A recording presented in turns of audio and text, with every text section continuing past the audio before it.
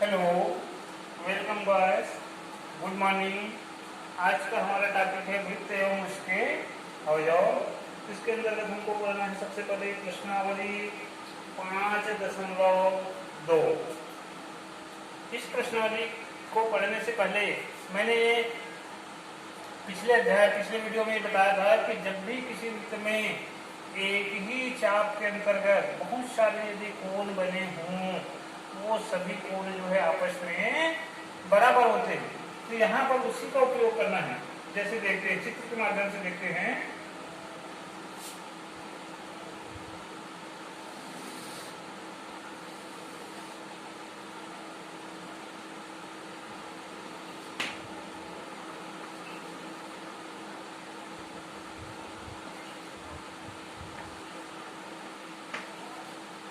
यहाँ पर देखिए इस चित्र में ये हमारा एक चाप है, चाप ए बी। ये ए से चलते हैं ए बी। ये चंदाकार जो आकृति है ए से बी तक का, ये कहलाएगा हमारा चाप ए बी। तो ये जो चाप ए बी है, इस चाप ए बी के सिरे ए और बी को यदि हम पी से मिला देते हैं इस प्रकार से, तो यहाँ पर पी पर जो कोण बनता है ये इस चाप के अंतर्गत कोण कहलाएगा, या इस चाप द्वारा बना कोण कहलाता है। अब इसी चाप के सिरे ए और बी को यदि हम क्यू से मिला देते हैं, इस प्रकार से हमने क्यू से मिला दिया, इसी प्रकार से आर से मिला देते हैं, तो यहाँ पर पी पर, क्यू पर और आर पर इस प्रकार से 3 कोण बने। आप चाहो तो और भी असंख्य कोण बना सकते हो। यहाँ पर मैंने 3 कोण बनाए हैं। आप 4, 5, 6, 7, 8, 9, 10 जितना चाहो उतना सारा कोण बना सकते हैं। तो यहाँ पर देखिए सारे जो कोण हैं, ये सारे कोण माने पी पर बना कोण या क्यू पर बना कोण या आर पर बना कोण, ये सारे जो कोण हैं हमारा ये जो चाप दिख रहा है ए से बी तक, ये चाप ए बी पर बने हैं और एक ही चाप पर बने कोण हमेशा बराबर होते हैं, चाहे वो कितने जो बने। हमारा एक पॉइंट होता है कि एक ही चाप पर बने कोण, एक ही चाप पर बने कोण आपस में बराबर होते हैं, आपस में बराबर होते हैं। ये हमने पिछले वीडियो में हमने देखे थे। तो इसी को उपयोग करते हुए हमको इस प्रश्नावली के सवाल बनाना है। इस प्रश्नावली में 5 सवाल दिए गए हैं। मैं आपको ये प्रश्न पहला और दूसरा बता दूं। देखिए प्रश्न पहला,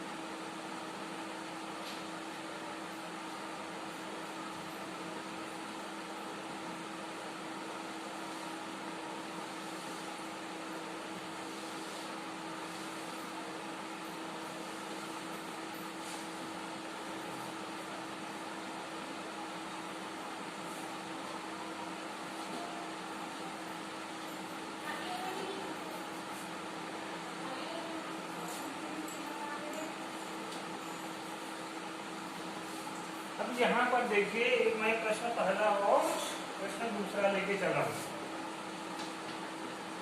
प्रश्न पहला में चित्र इस प्रकार से बने हैं, दूसरा में उस प्रकार से बने हैं। प्रश्न पहला में देखिए यहाँ पर लिख दिया है कोण ए और यहाँ पर ये कोण दिया है 45। तो प्रश्न पूछा गया ए बराबर खाली स्थान। इसी तरह यहाँ पर ये पूछा है x बराबर y बराबर खाली स्थान।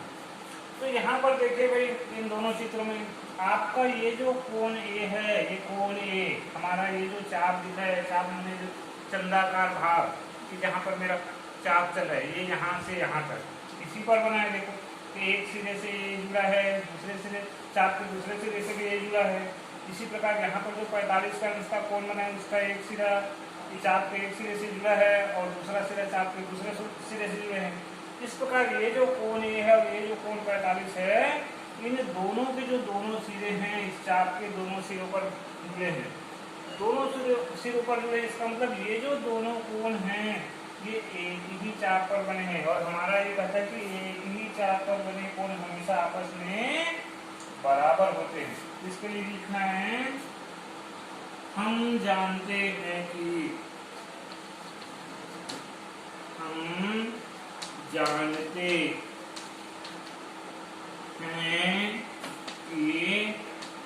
हमारा पॉइंट हो गया, हम जानते हैं कि एक ही चाप पर बने कोण आपस में बराबर होते हैं।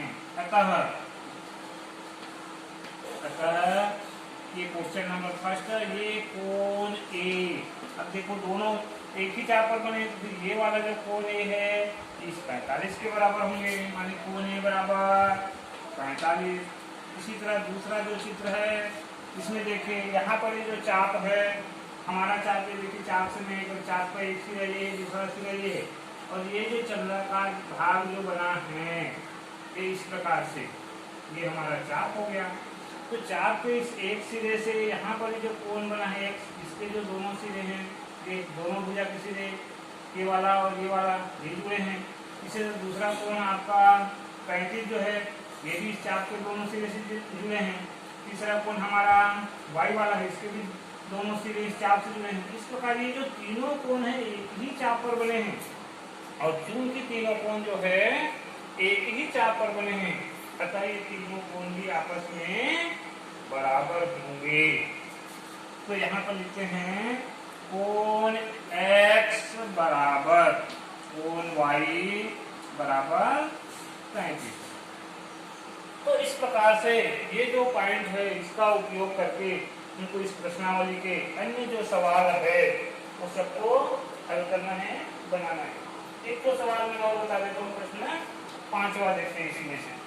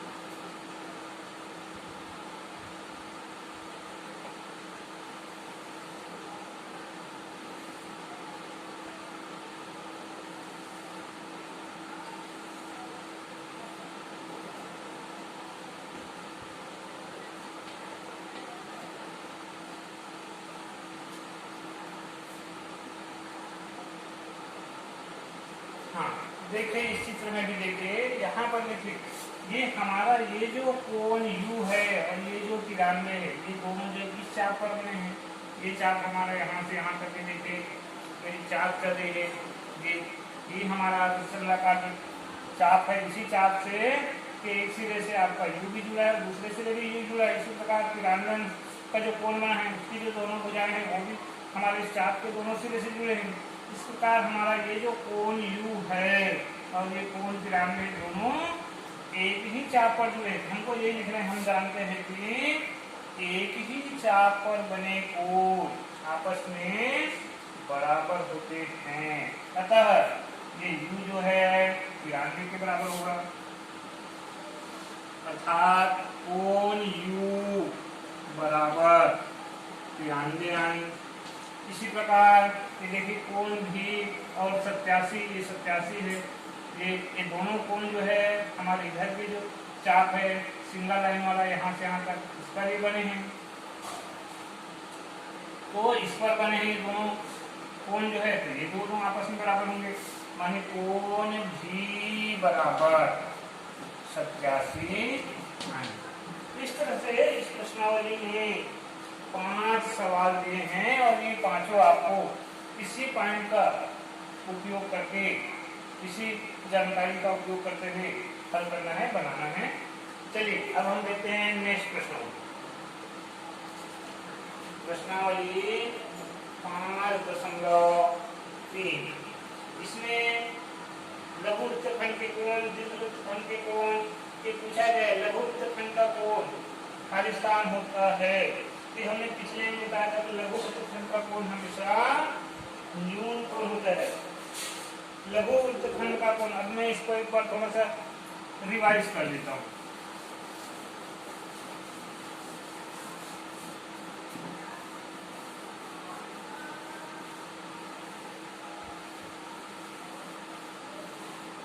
चलिए ये देखिए हमारा एक वृत्त दिख रहा है, यहाँ पर मान लीजिए वृत्त का केंद्र है, यहाँ से हमने एक लाइन खींच देते हैं इस प्रकार से।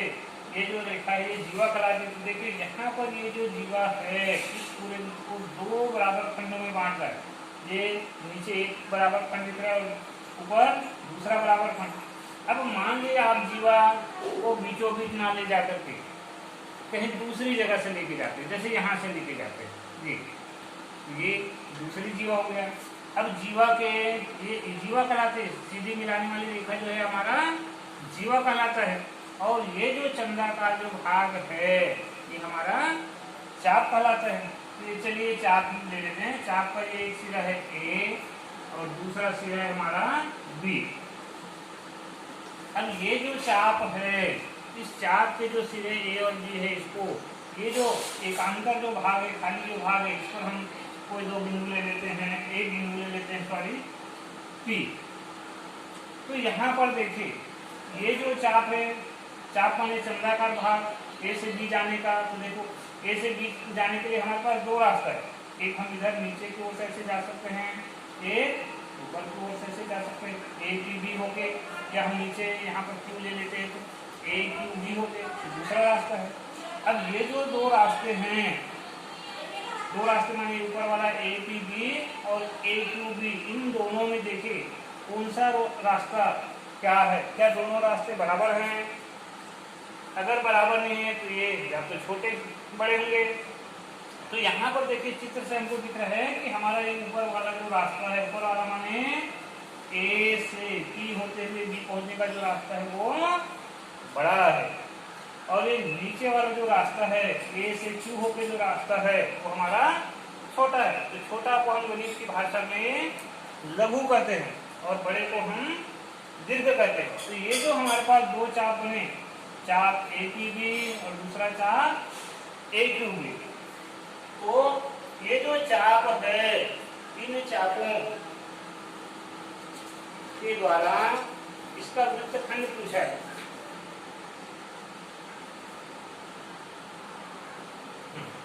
तो ये जो चाप है इसके द्वारा बना कोण को हम इसका वृत्तखंड कहेंगे। वृत्तखंड का कोण कहते हैं। कहाँ पर बना कोण? मान लीजिए इसको हम केंद्र से हम ऐसे मिला देते हैं। ये देखो ये लघु चाप है, लघु माने छोटे वाला, इसको हमने ओ से मिला दिया।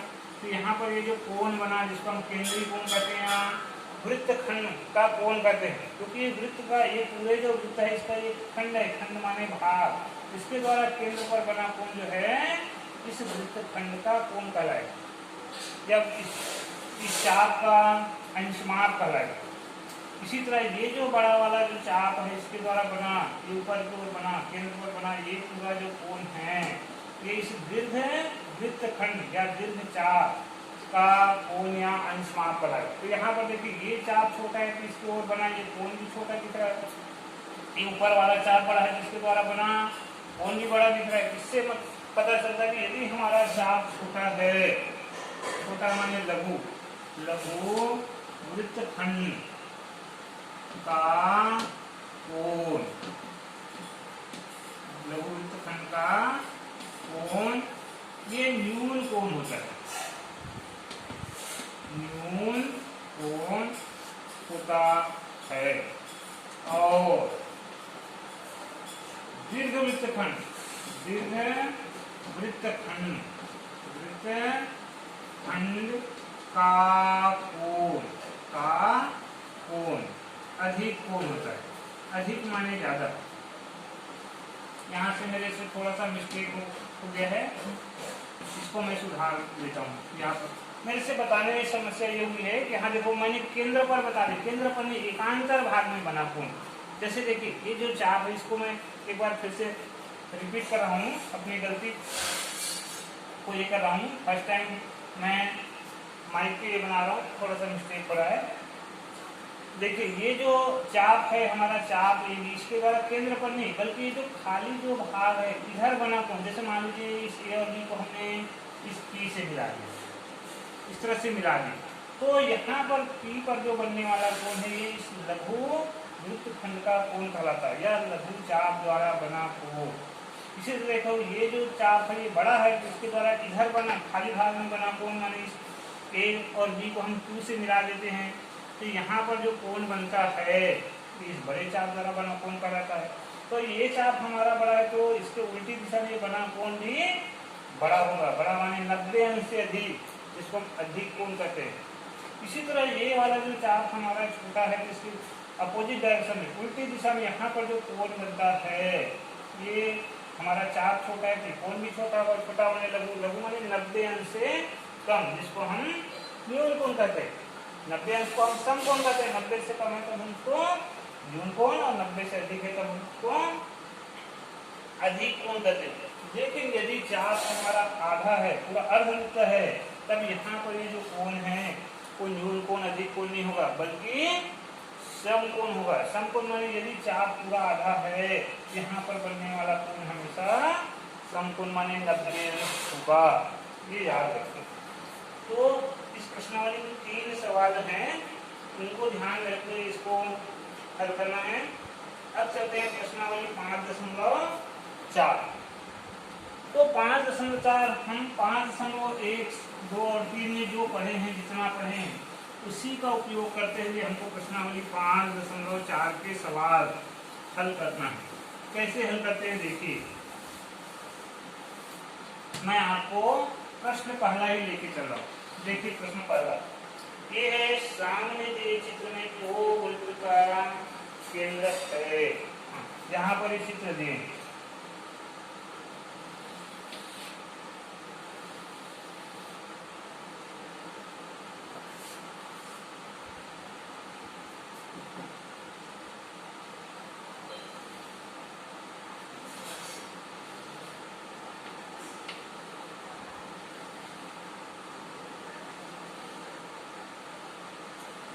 ये हमारा चित्र दिया है। इस चित्र में ये जो बिंदु O है ये इस वृत्त का केंद्र है।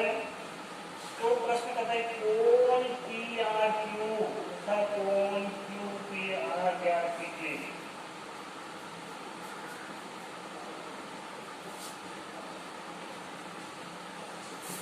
ये सबसे पहले हम लिखते हैं दिया है, क्या क्या दिया है देखिए। वृत्त, वृत्त को इंग्लिश में अंग्रेजी में सर्कल बोलते हैं, इसलिए हम इसको सी से दर्शाते हैं। इसका केंद्र O का है, यहाँ पर O डाल देते हैं कोष्ठक के अंदर, अल्पविराम डाल के, मान लो इसकी त्रिज्या R है तो यहाँ पर R और कोष्ठक पर ये कहलाता है वृत्त COR। वृत्त COR माने ऐसा वृत्त जिसका केंद्र O है और त्रिज्या R है। तो इसमें प्रश्न करने की ज्ञात कीजिए, क्या क्या ज्ञात करना है हमको, ज्ञात करना है कोण PRQ कोण PRQ ज्ञात करना है और कोण QPR कोण PRQ और कोण QPR ये दोनों ज्ञात करना है। PRQ माने ये वाला कोण, ये देखिए कोण क्वेश्चन 3 अक्षरों से दर्शाते और एक अक्षर से भी 3 अक्षर में PRQ दिया है, एक अक्षर में पढ़ेंगे तो ये P और Q के बीच ये R है, माने P और Q के बीच बनने वाला ये कोण R पूछा है। इसी तरह यहाँ पर कोण QPR का है, QPR माने Q और R के बीच बनने वाला ये जो P है, यहाँ पर बनने वाला कोण ये Q और R के बीच बनने वाला ये कोण P, ये दोनों पूछा है। तो हम कैसे ज्ञात करेंगे? तो इसके लिए देखिए इस चित्र में हमारा ये वाला कोण है, ये वाला माने कोण Q, एक अक्षर में पढ़ेंगे कोण Q या 3 अक्षर में पढ़ेंगे कोण इधर से PQR, इधर से भी पढ़ सकते RQP, ये हमारा दिया है कोण PQR बराबर 40 अंक। चलिए भाई अब हल करते हैं। तो इसके लिए देखें यहाँ पर ये प्रश्न का है केंद्र O है, ये केंद्र है O और इसी केंद्र से ये हमारा रेखा P2 जा रहा है, जीवा जा रहा है, तो केंद्र से जीवा जाने वाली जीवा को हम व्यास कहते हैं, ये व्यास हो गया फिर। और जब ये व्यास है माने ये पूरा जो चाप है ये P से Q तक नीचे की ओर बनने वाला, ये नीचे की ओर बनने वाला P से Q तक ये जो चाप है ये अर्धचाप कहलाएगा। तो यहाँ पर सबसे पहले हम इसी को लिखेंगे, यहाँ O केंद्र है तो जीवा PQ व्यास, जीवा PQ व्यास और ये चाप PQ अर्धवृत्त होगा। ये जब भी एक केंद्र से जाए तो ये जो पूरा भाग है अर्धवृत्त कहलाता है। और हम जानते हैं कि जब ये अर्धवृत्त हो तो इस पर बनने वाला ये जो कोण है, अर्धवृत्त का जो कोण है ये हमेशा समकोण होता है। प्रश्नावली 5.2 में बताए हैं, तो यहाँ पर उसी को लिखना है। और हम जानते हैं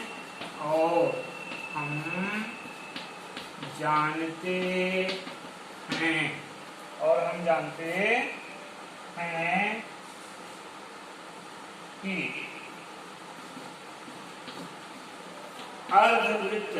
अर्धवृत्त का कोण समकोण, समकोण माने 90 होता है, 90 होता है। तो भाई जब ये अर्धवृत्त है इसका कोण माने इसके ये जो दो सिरे P और Q इस पर बनने वाला कोण, इस पर बनने वाला कोण आपका ये कोण R है। देखो R जो है P से भी जुड़ा है, यही R Q से भी जुड़ा है, माने इसके द्वारा बना ये जो कोण है दोनों सिरों से बना कोण, ये कोण R है। तो ये कोण हो जाएगा हमारा 90 कोण R। एक अक्षर में पढ़ेंगे कोण R या 3 अक्षर में पढ़ेंगे कोण PRQ, इधर पढ़ेंगे कोण QRP बराबर 90 है। तो यहाँ पर ये हमारा कोण पूछा है, लिख देते हैं यहाँ पर, अतः कोण PRQ बराबर 90 है। ये पहली चीज पूछा था हमने, पहली चीज बता दी, पहला वाला कोण पूछा था। अब हमको दूसरा कोण ये वाला पूछा है, ये वाला मैंने कोण QPR, कभी दूसरा वाला कोण कैसे निकालेंगे? तो इसके लिए देखिए ये जो त्रिभुज है, इस त्रिभुज के हमको दो कोण मालूम हो गए भाई। पहला कोण 40 पहले से दिया है, दूसरा हमने निकाल दिए, अभी तीसरा निकालना है। तो इसके लिए हम पिछली कक्षाओं में जो पढ़े हैं त्रिभुज के तीनों कोणों का योग 180 अंश होता है, उसका उपयोग करेंगे। कभी भी यदि आपको त्रिभुज के दो कोण दिए हों और तीसरा निकालने को कहा जाए तो हम त्रिभुज के जो गुणधर्म हैं कि तीनों कोणों का जो 180 अंश होता है उसका हमको हमेशा उपयोग करना है। तो चलिए उपयोग करते हैं।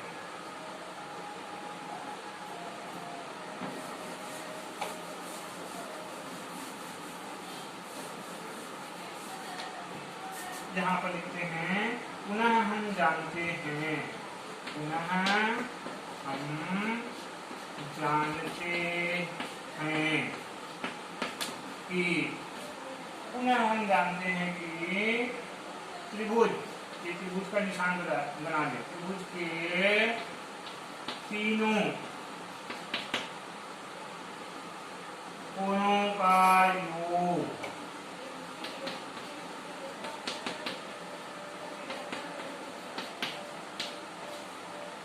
बराबर 180 अंश। अतः तीनों कोण माने देखिए पहला कोण है हमारा ये वाला माने कोण पढ़ेंगे इसको पी, कोण पी या 3 अक्षर में पढ़ेंगे क्यू पी आर। बार बार बता रहा हूँ, जिस कोण को करते हैं 3 अक्षर में दर्शाना है तो वो कोण हमेशा बीच में होना चाहिए, वो अक्षर। यहाँ पी पर पढ़ रहे हैं तो 3 अक्षर में लिखिए, पी बीच में होना चाहिए, चाहे आप उसको क्यू की ओर से पढ़िए या आर। जैसे हमने क्यू की ओर से पढ़ा तो इसको पढ़ेंगे कोण क्यू पी आर धन, ये पहला कोण हो गया। इसी प्रकार दूसरा कोण हमारा ये आर पर, इसको पढ़ेंगे कोण पी आर क्यू धन। तीसरा कोण है हमारा कोण क्यू पर, इसको पढ़ेंगे कोण पी क्यू आर